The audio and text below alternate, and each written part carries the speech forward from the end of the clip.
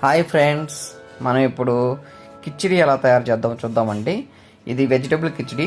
దీనికి నేను సింపుల్గా మన దగ్గర ఉన్న ఒక 4-5 ఐటమ్స్తో తయారు చేసుకునేలాగా చూపిస్తాను.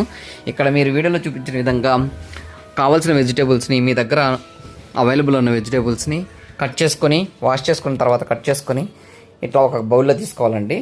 ఇక్కడ నేను carrot, beans, rajma, tomato, onion తీసుకున్నాను.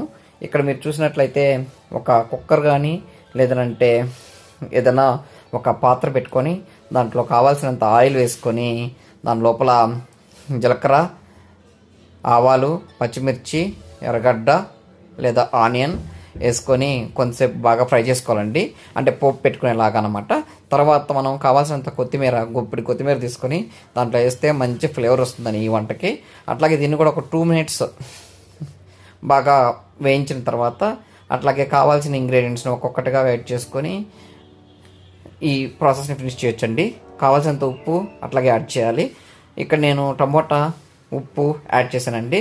అట్లాగే followed by carrot, beans, rajma అన్నిటిని యాడ్ చేసుకుంటున్నాను. వీటన్నిటిని కొంచెం ఆయిల్లో, ఆ పోపులో అట్లాగే ఫ్రై అయిన తర్వాత కొంచెం ఇవి హాఫ్ బాయిల్ అవుతాయండి. ఆ తర్వాత వీటిలో కావాల్సిన విధంగా ఒక తీసుకున్న కినోవో రైస్ ఉన్నాయండి. ఇవి నేను ఓవర్ నైట్ లేదా మార్నింగ్ నుంచి ఈవినింగ్ వరకు అట్లీస్ట్ 4 hours to 6 hours బాగా సోక్ చేసుకున్నట్టు అయితే బాగుంటుందండి. వీటిలో మనము తీసుకున్న వాటర్లో బాగా వాష్ చేసి పంపేసిన తర్వాత కినోవా రైస్ని దీంట్లో ఈ మిశ్రమంలో యాడ్ చేసుకోవాలండి. యాడ్ చేసుకున్న తర్వాత కావాల్సినంత వాటర్, మనకు కినోవా రైస్ అయితే ఎన్నైనా తీసుకున్నామో దాన్ని డబల్గా వాటర్ తీసుకొని ఈ కుక్కర్లో యాడ్ చేయాలండి.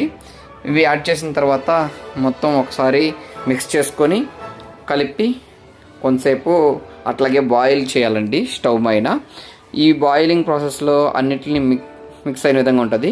ఒకసారి మీకు ఇక్కడ ఉప్పు కానీ తక్కువ అనిపించిందంటే సాల్ట్ కొంచెం యాడ్ చేసుకోవచ్చండి. అదర్వైజ్ మీరు అలాగే పెట్టేసేయండి. తర్వాత ఇదే విధంగా దీంట్లో కుక్కర్ని మూత పెట్టేసి ఒక 3 విజిల్స్ వచ్చేంత వరకు ఉడికించాలండి. ఇక్కడ నేను కుక్కర్ని మూత పెట్టేస్తున్నాను. తర్వాత స్టవ్ ఆన్ చేసి ఆల్రెడీ ఆన్లోనే ఉంది. అట్లాగే ఈ 3 విజిల్స్ వచ్చేంత వరకు నేను వెయిట్ చేస్తానండి.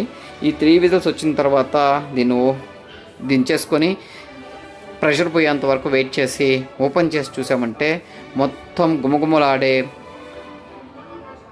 కిచిడి రెడీ అయిపోతుందండి. ఈ కిచిడితో పాటు నేను కావాల్సిన పక్కన ఒక కర్రీ కూడా చేసుకుంటున్నానండి. సో ఈ 3 విజిల్స్ వచ్చిన తర్వాత